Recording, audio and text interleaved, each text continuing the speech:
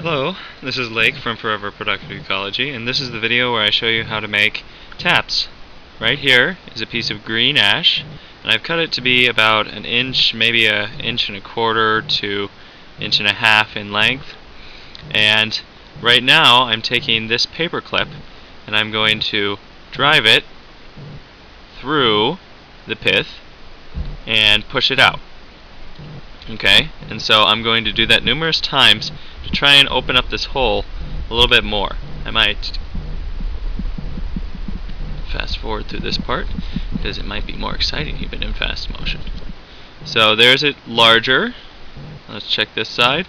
Needs a little bit more cleaning, and it's looking quite good. Okay, nice. Then we're going to take your handy dandy box knife or whatever you might have and start to whittle down the far edge, because if you remember from my previous video, or maybe you're watching this video first and I'll let you know, this edge that's going to be tapped into the tree needs to be smaller or close to equal to the same size as the nail. So typically smaller is better. So you're going to whittle it down to almost a kind of pointish kind of tap, of course, and make it look as nice as you can. Aesthetics aren't as important as functionality here, but we're going to keep whittling our way and see how quickly we can do this and make a functional tap. And then I'll actually probably use this tap to show you how to tap into a tree.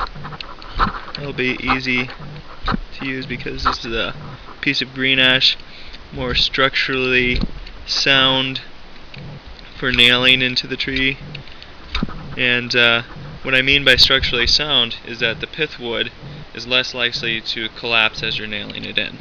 Because really what you're doing is you're just forcing an opening in a tree rather than drilling an opening. You're kind of holding open a cut rather than drilling a hole. That's probably the best way to describe it. And that looks just about good. And to help it flow on the other edge a little bit better, we're going to shave it down to be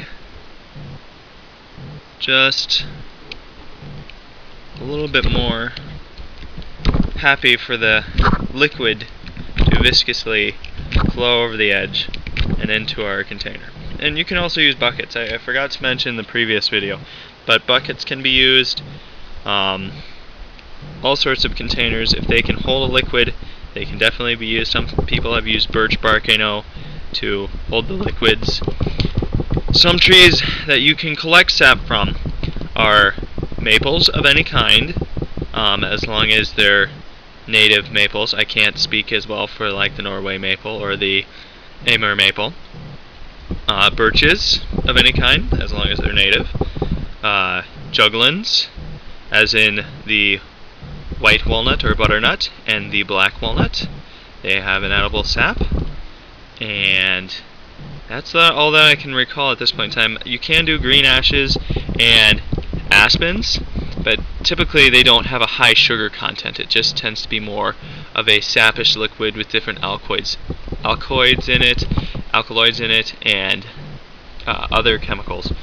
So this tap is finished.